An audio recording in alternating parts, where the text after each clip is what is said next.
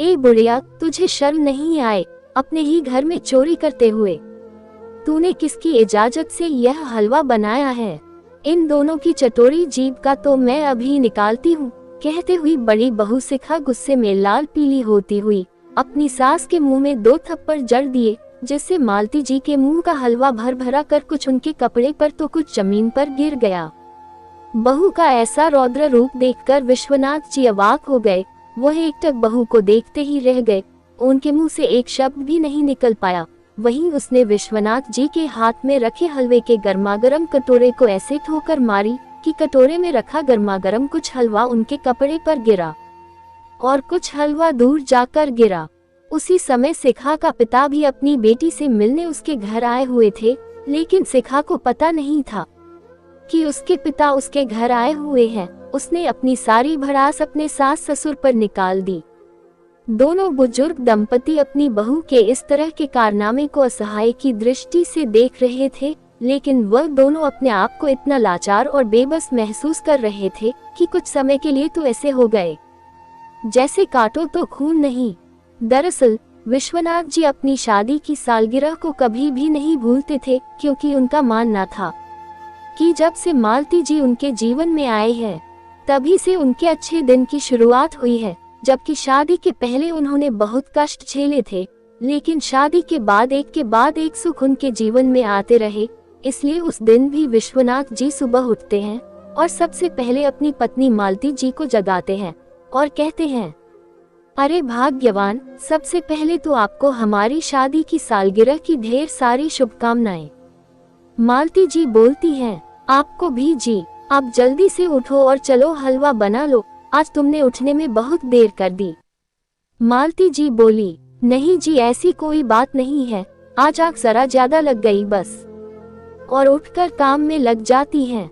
वह किचन में जाकर गर्मागरम हलवा बनाती हैं और ऊपर से ड्राई फ्रूट से सजा देती हैं। और वह सोचती हैं, आज तो मेरे पति ने खीर क्यों नहीं बोला, जबकि उनको तो खीर पसंद है, हलवा तो मुझे पसंद है। तभी वह 2 कटोरी गर्मागरम हलवा बनाकर अपने पति को परोस देती हैं। विश्वनाथ जी खुश होकर फिर से बोले, सालगिरह की बहुत बहुत शुभकामनाएं मेरी जान। आज हमारी शादी को 50 साल बीत गए हैं और हमने खुशी खुशी यह सफर तय किया। मैं बहुत खुश हूँ कि तुम मेरी जीवन साथी हो और हमने इतना लंबा सफर एक साथ तय किया बिना किसी खटपट के। मालती जी यह बात सुनकर खुश हो जाती हैं और कहती हैं, आपने मुझसे हलवा क्यों बनवाया? विश्वनाथ जी बोले, अगर मैं ना बनवाता तो तुम अपने लिए ना बनाती, इसलिए मैंने सोचा चलो शादी की सालगिरह है तो सुबह सुबह मुंह मीठा करके शुरुआत की जाए। तभी दोनों एक साथ बैठकर हलवा खाने लगते हैं और बहुत खुश नजर आ रहे थे। पुरानी बातों को छेड़कर खूब मजे ले रहे थे। तभी उनकी बहू शिखा कमरे में पहुंच जाती है। दोनों को हंसता देखकर वह आग बबूला हो जाती है और ऊंची आवाज में बोली, मैं पार्टी में जरा सी क्या गई तो आपने तो अपनी मनमानी शुरू ही कर दी। कब्र में जाने की उम्र आ गई है और आप पार्टी कर रहे हैं, हंस रहे हैं, इस उम्र में भी रोमांस फरमा रहे हैं, शर्म भी नहीं आती आपको? खुलेआम ये सब करते हुए और हलवा का कटोरा देखते ही बोली, और आपकी इतनी हिम्मत कि आप बिना मुझसे पूछे किचन में घुस गई। यह क्या हलवा बनाया है? मैं थोड़ी देर बाहर क्या पार्टी करने चली गई, आपने तो अपनी मनमानी शुरू कर दी। पूरे घर में अपना ही डेरा डाल लिया। इस उम्र में भी जीभ का चटोरापन सूझता रहता है। और मेरे बच्चे क्या खाएंगे जब वह स्कूल से आएंगे? मैं सिर्फ पार्टी में ही नहीं गई थी, वहाँ से मुझे स्कूल का भी काम था, मैं वहाँ भी गई थी। बच्चे अभी थोड़ी देर में आते ही होंगे, मैं उन्हें क्या दूंगी जब वह घी लगी रोटी मांगेंगे? पता नहीं है क्या, ये बहुत महंगा हो गया है। मालती जी धीरे से बोली, अरे बहू, बस थोड़ा ही घी लिया है और तुम्हारे ससुर का खाने का मन था तो मैंने बना दिया। शिखा गुस्से में बोली, अरे इस उम्र में भी कोई हलवा खाता है क्या?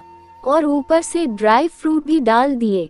ये सारा दृश्य बाहर खड़े उसके पापा दरवाजे की आड़ में देख रहे थे। बेटी को पता नहीं था कि उसके पिताजी बाहर खड़े सारा तमाशा देख रहे हैं। और बेटी ऊंची आवाज में, अपने ससुर से बात किए जा रही थी। तभी विश्वनाथ जी बोले, इतना चिल्ला क्यों रही हो बहू, बस थोड़ा सा हलवा तो बनाया है, और क्या तुम्हारी कमाई का बनाया है? मेरा बेटा कमाता है, उसकी कमाई का बनाया है, तुम भी तो उसके पैसों से पार्टी कर रही हो ना। विश्वनाथ जी बोले, शायद बहू तुम भूल रही हो, तुमसे पहले ये घर हमारा है, हम भी अपनी मर्जी का खा पी सकते हैं, तुम्हें ऐसे बोलने का कोई हक नहीं है।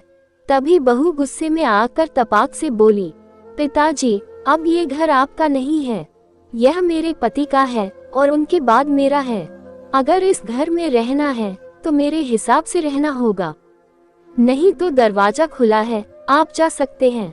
अपना थैला उठाकर और गुस्से में उनके हाथ से हलवा का कटोरा छीनकर फेंक देती है। तभी गर्मागरम हलवा का छींटा उसके पापा के मुंह पर भी पड़ जाता है। आपके और भी तो 2 बेटे हैं ना, मैं बड़ी बहू हूँ, तो इसका मतलब क्या मैं पूरी उम्र आपकी सेवा करती रहूंगी? छोटे 2 बेटों का कुछ फर्ज नहीं है क्या? छोटे बेटे तो विदेश में जाकर बस गए और सारा काम तो मुझे करना पड़ रहा है, आपका मैंने ठेका नहीं लिया है। तभी विश्वनाथ जी सहमी आवाज में बोले, बहू, हमने ऐसा भी क्या कर दिया जो इतना भड़क रही हो, सिर्फ हलवा ही बनाया है। इस पर शिखा जोर से चिल्लाए, मुझसे बिना पूछे कैसे बनाए आपने, और अगर बनानी ही थी तो मेरी पार्टी से आने का इंतजार तो कर लेते, सब्र नहीं होता है क्या? आगे से मेरी रसोई में मेरे पूछे बिना कदम रखा तो आपके लिए ठीक नहीं होगा। इस घर की मैं मालकिन हूँ और आपका बेटा मेरा पति है, और पति के हर चीज पर हक होता है उसकी पत्नी का, ना कि तुम जैसे बुढ़े बुढ़िया का, और मैं जैसा कहूंगी तुम लोगों को वैसा ही करना होगा। ये कहकर शिखा अपने कमरे में चली गई और विश्वनाथ जी की आंखें भर आई। वह अपने भाग्य को कोसने लगे। मालती जी और विश्वनाथ जी के 3 बेटे थे। उनके घर की आर्थिक स्थिति ठीक नहीं थी, फिर भी दूसरों के मुकाबले उन्होंने अपने तीनों बेटों को इंग्लिश मीडियम स्कूल में पढ़ाया। दोनों छोटे बेटे डॉक्टर बन गए और बड़ा बेटा विनोद आर्मी में भर्ती हो गया। दोनों दंपति अपने बच्चों की तरक्की देखकर बहुत खुश थे। उन्होंने अपना पूरा जीवन अपने बच्चों पर खर्च कर दिया। तीनों बेटों ने प्रेम विवाह किया। दोनों छोटे बेटे अपनी पत्नी को लेकर विदेश चले गए और वही डॉक्टरी करने लगे, जबकि बड़ा बेटा माँ बाप से बहुत प्रेम करता था, लेकिन छोटे बेटों को उनकी इतनी परवाह नहीं थी। इसी का गुस्सा बहू शिखा अपने सास ससुर पर निकालती थी। विश्वनाथ जी आज रो रहे थे और खुद को कोस रहे थे, क्यों हमने अपने बुढ़ापे के लिए कुछ नहीं बचाया, क्यों हमने अपने बेटों की पढ़ाई के लिए सब कुछ बेच दिया। आज हालत ये हो गई थी कि बेटे बहू के टुकड़ों पर जीना पड़ रहा था। दोनों बुढ़े ये सोच ही रहे थे कि तभी शिखा फिर से चिल्लाती हुई आई, अब गपशप बंद करो, ये जो हलवा गिरा है पूरा फर्श खराब हो गया है, इसे तुरंत साफ करो। शिखा के चिल्लाने की आवाज सुनकर दोनों दंपति की आंखों में आंसू आ गए। मालती जी ने आंखों में आंसू भरकर ही फर्श को साफ किया, पोछा लगाया और अपने कमरे में जाकर आंसुओं की धारा बहाने लगी। इधर बाहर दरवाजे की आड़ में खड़े उसके पापा ये सब देखकर उनकी गर्दन शर्म से झुक गई। वह शिखा से मिले बिना ही उल्टे पांव अपने घर लौट गए। घर जाकर हॉल में बैठ गए। तभी उनकी दोनों बहुएं आईं और उनके लिए खाना लेकर आईं। कुछ समय बाद जब वह पानी लेकर आईं तो देखा खाना वैसे ही रखा है। पिताजी एकटक बैठे हैं, कुछ बोल ही नहीं पा रहे। दोनों बहुएं बोली, क्या हुआ पिताजी, आप तो दीदी से मिलने गए थे ना, कुछ हुआ है क्या? आपने खाना क्यों नहीं खाया? हम अभी गर्म करके लाते हैं। पिताजी को अपनी बहुओं पर गर्व हो रहा था। वे बोले, नहीं नहीं मेरे बच्चों, ऐसी कोई बात नहीं है। आज मैं शिखा के घर गया था और वहाँ शिखा अपने सास ससुर के साथ जानवरों से भी बदतर व्यवहार कर रही थी। ऐसा तो कोई अपने जानवरों के साथ भी नहीं करता। 2 दिन अगर जानवर घर में रह जाए तो उससे भी लगाव हो जाता है, लेकिन वह अपने सास ससुर के साथ बहुत बुरा व्यवहार कर रही थी। तभी उनकी पत्नी हॉल में आई श्यामलाल जी बोले, शायद हमने उसे अच्छी पढ़ाई तो दी, लेकिन इंसानियत नहीं सिखाई। हमारी परवरिश में कहीं कमी रह गई। हमें अपनी बेटी पर गर्व था, लेकिन आज हमें शर्म आ रही है। इतना कहकर श्यामलाल जी रोने लगे। तभी उनकी पत्नी बोली, तो आपने उसे डांटा क्यों नहीं? हाथ पकड़कर घर क्यों नहीं ले आए? मैं उसे समझाती। श्यामलाल जी बोले, मुझसे अंदर जाकर आंख मिलाने की हिम्मत नहीं हुई। मुझे शर्म आ रही थी कि मैं उसका पिता हूँ। आज से मेरा उससे कोई रिश्ता नहीं।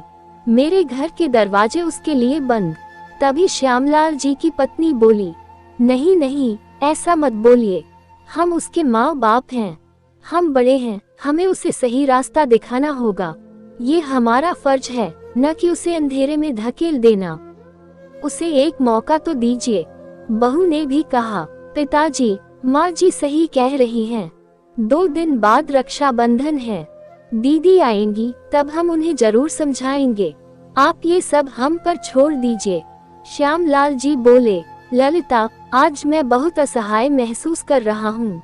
मैंने अपनी बेटी को सब कुछ दिया, लेकिन उसे अच्छा इंसान नहीं बना पाया। ललिता जी ने अपने पति को संभाला। छोड़िए जी, ये वक्त टूटने का नहीं है। कल जाकर शिखा को यहाँ लेकर आइए।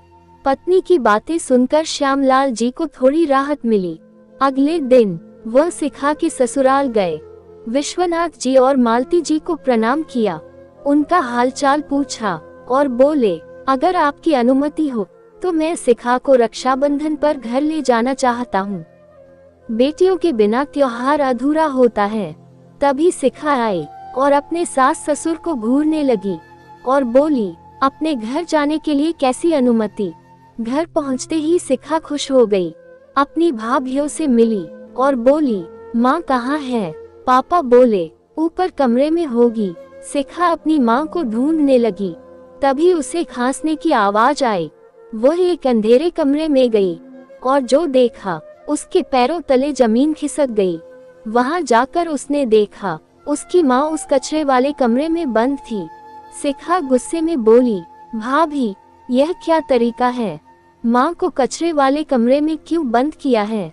दोनों भाभियां बोली, बुढ़िया की जीभ बहुत चतुरी हो गई है। दिन भर कुछ न कुछ खाती रहती है। पेट खराब हो गया है, उल्टियां कर रही है, इसलिए कोठरी में बंद कर दिया। शिखा गुस्से से कांप उठी। बुढ़ापे में क्या कुछ खाने का मन नहीं होता? तबीयत खराब थी तो डॉक्टर के पास ले जाते। ये कैसा व्यवहार है? वह अपने पिता से बोली, पापा, आपने भी कुछ नहीं कहा। पिता बोले, अब बहुओं का राज है, उनकी ही मर्जी चलती है। तभी भाभी बोली, दीदी, आप मेहमान बनकर आए हैं, त्योहार मनाए और चुपचाप वापस जाए। हमारे घर के मामलों में मत पड़िए। इतना सुनते ही शिखा का गुस्सा फूट पड़ा। उसने दरवाजा तोड़ दिया, अपनी माँ को बाहर निकाला, दवा दी और अपने हाथों से खाना बनाकर खिलाया। माँ, पापा, भाभी को तमीज नहीं है, आपको उन्हें थप्पड़ मारना चाहिए। इतना सुनते ही पिताजी ने शिखा को एक जोरदार थप्पड़ मारा और माँ ने भी दूसरा थप्पड़ मार दिया।